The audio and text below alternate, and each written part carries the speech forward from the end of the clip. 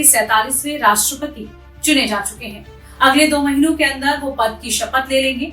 इससे पहले से ही युद्धरत देशों में हलचल शुरू हो गई है। माना जा रहा है कि ट्रंप का आना लड़ाई रुकवा सकता है। ये अंदाजा हवाई नहीं है, बल्कि पिछले कार्यकाल में ट्रंप कई ऐसे देशों को हाथ मिलाने पर विवश कर चुके हैं जो आपस में कट्टर दुश्मन थे। सबसे पहले बात करते हैं रूस और यूक्रेन युद्ध की, जो 3 सालों से चला आ रहा है।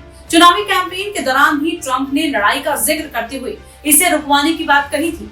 ऐसा काफी हद तक संभव भी है, और अगर युद्ध ना रुके तो भी ट्रंप के कहने पर मॉस्को और कीव दोनों के बीच सीज फायर तो हो ही सकता है। बहुत मुमकिन है कि दोनों देशों के बीच समझौता हो जाए, जिसमें साल 2014 के युद्ध में कब्जे वाले क्रीमिया का हक रूस को मिल जाए, और साल 2022 के बाद से रूस ने जो भी हथियाया है वो यूक्रेन को लौटा दिया जाए। बाकी अमेरिकी राष्ट्रपतियों से अलग रूस के लीडर व्लादिमीर पुतिन से काफी अच्छे संबंध रहे हैं। खुद अमेरिकी लीडर ने पुतिन से शानदार व्यक्तिगत संबंधों का जिक्र कई बार किया है। संभव है कि ट्रंप की वापसी से रूस पर लगे कई प्रतिबंध हट जाएं। दोनों तरह के फायदों को देखते हुए मॉस्को ट्रंप की बात मान सकता है। यही हाल यूक्रेन का भी है। 3 सालों में रूस जैसे बड़े देश से जंग के लिए उसे काफी सारी मदद अमेरिका से मिली है। अब सत्ता बदल चुकी है। हो सकता है कि ट्रंप सहायता से सीधे इनकार ना करते हुए हाथ कस ले।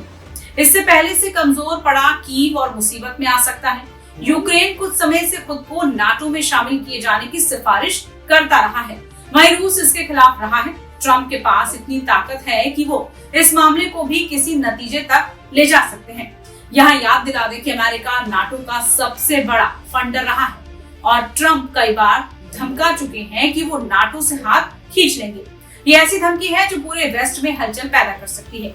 मिडिल ईस्ट में इजराइल एक साथ कई मोर्चों पर लड़ाई लड़ रहा है। फिलिस्तीन में मौजूद हमास उस पर हमला कर रहा है। साथ ही ईरान और उससे जुड़े कट्टर गुट भी इजराइल को नुकसान पहुंचाने की कोशिश कर रहे हैं।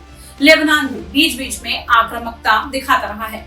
डोनाल्ड ट्रंप हमेशा से इजराइल के पक्षधर रहे हैं। साथ ही ईरान को लेकर उनका कड़ा रुख पिछले टर्म में भी हम देख चुके हैं। तो यहाँ मामला साफ है। इजराइल को मदद देते हुए वो ईरान की फंडिंग पर पल रहे सारे चरमपंथी समूहों जैसे हिजबुल्लाह, हमास और हूतियों को कमजोर कर सकते हैं। चीन फिलहाल एक ऐसा देश है जो किसी से सीधे युद्ध नहीं लड़ रहा है, लेकिन जो पड़ोसियों के साथ लगातार तनाव बनाए हुए है। बाजार और कूटनीति पर अमेरिका से उसकी सीधी लड़ाई है।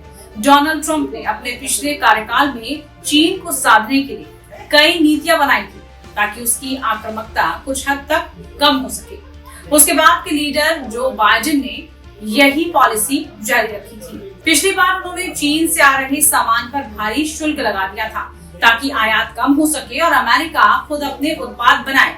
ये चलन जारी भी रह सकता है। दक्षिण चीन सागर पर भी ट्रंप बेहद सख्त रहे हैं और कई कदम लिए थे, ताकि चीन को सागर पर कब्जा करने से रोका जा सके। इस मामले में भी उनका पुराना रवैया दिख सकता है, लेकिन हो सकता है कि व्यापार और कूटनीति पर ट्रंप कुछ नए फैसले भी लाएं, जो अमेरिका और चीन के बीच ठंडेपन को कम कर सकते हैं। युद्धरत देशों के बीच ट्रंप की वापसी से जो उम्मीद जागी है, उसके पीछे ट्रंप का पुराना रिकॉर्ड रहा है। पुराने कार्यकाल में उन्होंने कई समझौते करवाए। यह समझौते अंजाम तक नहीं पहुंच सके, तो भी उसकी कोशिश ट्रंप ने जरूर की है। ट्रंप ने उत्तर कोरिया के नेता किम जोंग से मुलाकात कर कोरियाई प्रायद्वीप में तनाव को कम करने की कोशिश भी की। ये भेंट कोई ठोस चेहरा नहीं ले सकी, लेकिन नॉर्थ कोरिया की आक्रामकता कुछ समय के लिए थमी जरूर दिखाई दी। अफगानिस्तान में संघर्ष कम करने के लिए ट्रंप प्रशासन के दौरान दोहा समझौता हुआ। इसके तहत अमेरिकी सेना अफगानिस्तान से लौट आई, ताकि लेबनान और स्थानीय सरकार में तालमेल बैठ सके। हालांकि ये गणित भी कुछ ठीक नहीं बैठ सका। इजराइल और अरब देशों के बीच अब्राहम समझौता बड़ी जीत थी। इसकी वजह से संयुक्त अरब अमीरात यानी यूएई, बहरीन, मोरक्को और सूडान जैसे अरब देशों के संबंध इजराइल से काफी हद तक सुधरे। कईयों ने तभी इजराइल को देश की मान्यता भी दी है। ट्रंप की फॉरेन पॉलिसी में मिडिल ईस्ट और कोरियाई प्रायद्वीप में स्थिरता पर काफी फोकस था। यहाँ तक कि हरदम अमेरिका के खिलाफ आग उगलने वाले उत्तर कोरियाई तानाशाह किम जोंग से भी ट्रंप ने 3 बार मुलाकात की। इन शांति वार्ताओं का एजेंडा कोरिया में स्थायी शांति लाना था। हालांकि ये हो नहीं सका, लेकिन कोशिश इतनी बड़ी थी कि इसके लिए डोनाल्ड ट्रंप का नाम नोबेल शांति पुरस्कार के लिए भी नामित हो गया।